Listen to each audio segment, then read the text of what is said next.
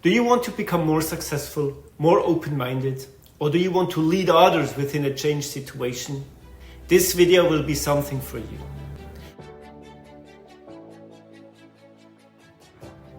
Welcome back to my channel. Today I'd like to talk about mind shift. How can we shift our mindsets in regards of assumptions and limitations? There is never a bad time to think about change and reflect on our own behaviors. We should always be open-minded, go beyond our own set of limits.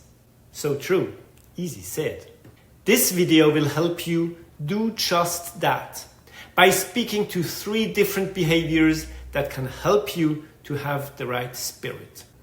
I'd like to talk about assumptions. People often make assumptions without even realizing it. You are making assumptions, I make assumptions all the time. If we see something, if we think about something, we make assumptions. It is a human's natural way of thinking when we observe something. An assumption always wants to be confirmed, which we do by looking for similar situations or people with the same beliefs. If the assumption is confirmed, we consider it truth. Until disproved, the human brain trusts in these truths. And even then it takes a long time until we accept a new truth. The moment an assumption becomes a presumed truth, we block out our ability to think. It's just human. What happens if we do not find our assumptions immediately confirmed? When it turns out that reality does not match the assumption after all, we change our assumption until it fits. We often see that happening when we try to characterize other people. This guy is like this person is like that. If it doesn't match, we change our assumption. Gregory Bateson, an English anthropologist and social scientist, once put it that way. Character is the favorite collection of assumptions we have about a person. Character is the favorite collections of assumptions we have about another person. Assumption limits us because they may be false truths. Let me present you 3 different theories about truth. There is the physical truth, the experienced truth, and the interpreted truth. Interpreted. The physical truth. For example, what is fashion this year? It requires an agreement. A large number of people must agree with something for it to be so. For example, yellow is the color of the season. If a large number of people think so, that will be fashion. The experienced truth needs demonstration and agreement. For example, riding a bicycle. It is not enough that many people say that someone can ride a bicycle, they must have seen it. And then third, the interpreted truth. Interpreted is when I say, it seems to me that she is happy, or it seems to me that he can't perform better. This truth needs nothing because it's a pure interpretation of a situation. Medias and art critics use this form regularly. However, as people, as employees, as managers, as colleagues, as spouses, as fathers, as whatever, we also often fall into this way of thinking. Truth can also set 2 different kinds of limits. Limits of experience and limits of ideas. Listen to that. No one over 70 has ever run a mile in less than 4 minutes. With this experience limit, we look into the past and aren't forward focused. Or you can say nobody over 70 can run, not has never. Nobody over 70 can run a mile in less than 4 minutes. This kind of thinking does not even allow the idea of a vision that it could be possible.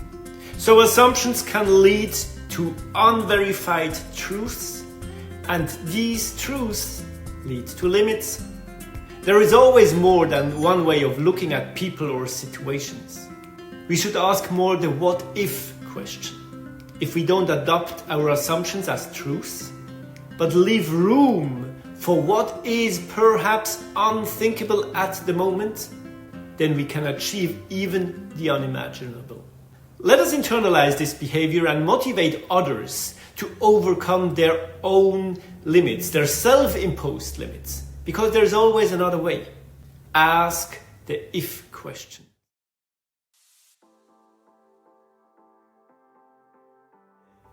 So first we learned how we can often set our own limits by making assumptions and the steps we can take to avoid this behavior.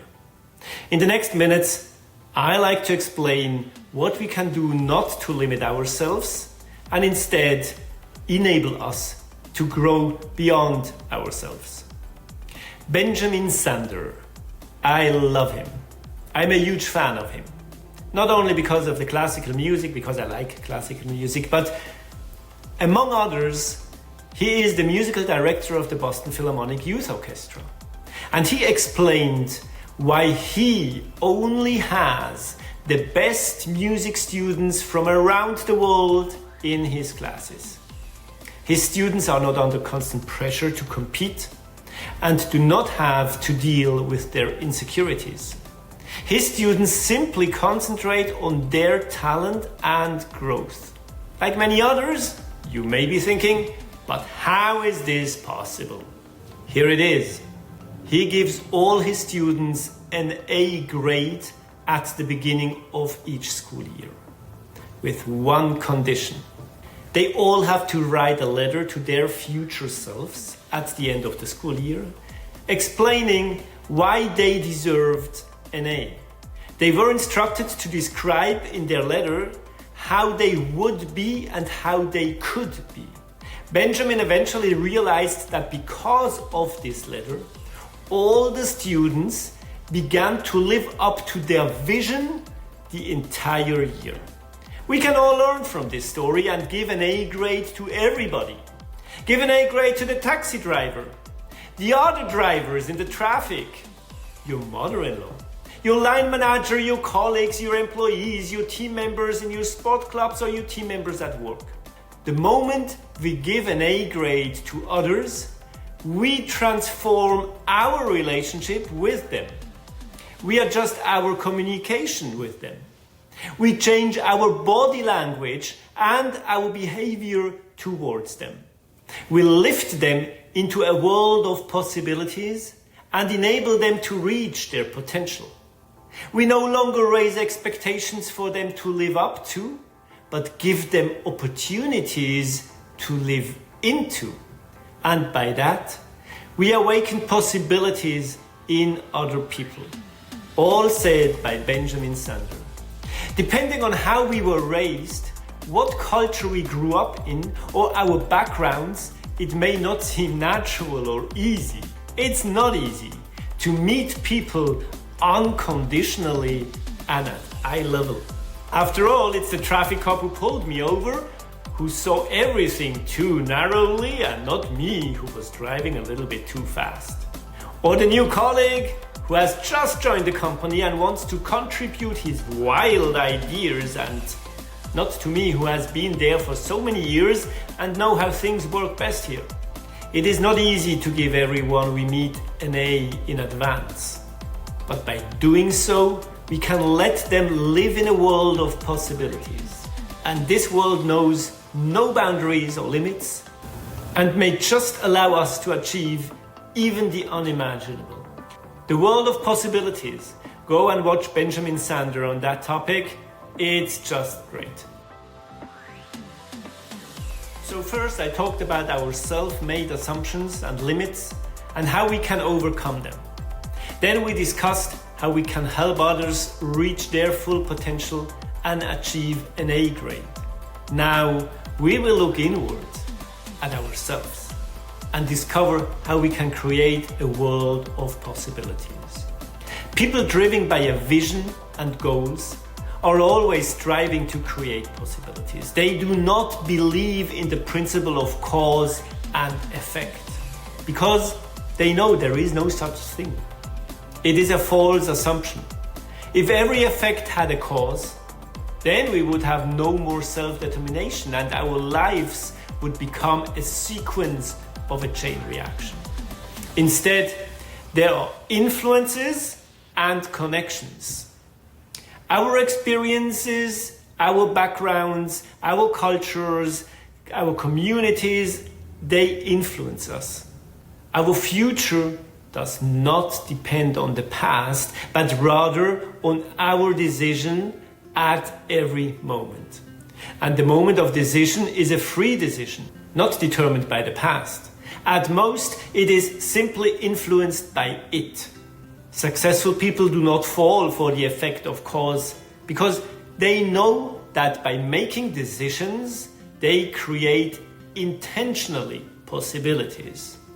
Benjamin Sander, again, I love that guy. A lot of my content here I have learned from him, and he wrote a book titled The Art of Possibility. I leave the link in the description below. It's worth to read it. And I bring a lot of his thinking in my video here. In that book, he explains how every person can live in that world of possibilities and how mind-shifting that process is. In summary, very short, it is just a matter of attitude and banishing the principle of cause and effect. While this may sound hard, the good news is that everybody can train themselves to do this. There is an old story, and it's also quoted by Benjamin and others, a story of a king who sent two of his shoe salesmen to an indigenous village to sell shoes. When the two salesmen arrived, the first sent back a message saying, "No way to do business here, no one wears shoes." The second sent a message back saying, "Wonderful opportunity, no one wears shoes yet." So how do two people in the same situation have a fundamentally different approach to creating possibilities to sell shoes? For the first salesman, possibility is driven by luck. He may or may not sell shoes, and the outcome is out of his control. For the second salesman, possibility is the norm, and there is no question in his mind that he can sell shoes here. The lesson to be learned is that it is not the circumstances that are crucial. It is what we say about the situation that matters. The attitude we can train ourselves to adopt is to live in a world of the second salesman. This concept can also be applied to our chosen wording and our body language.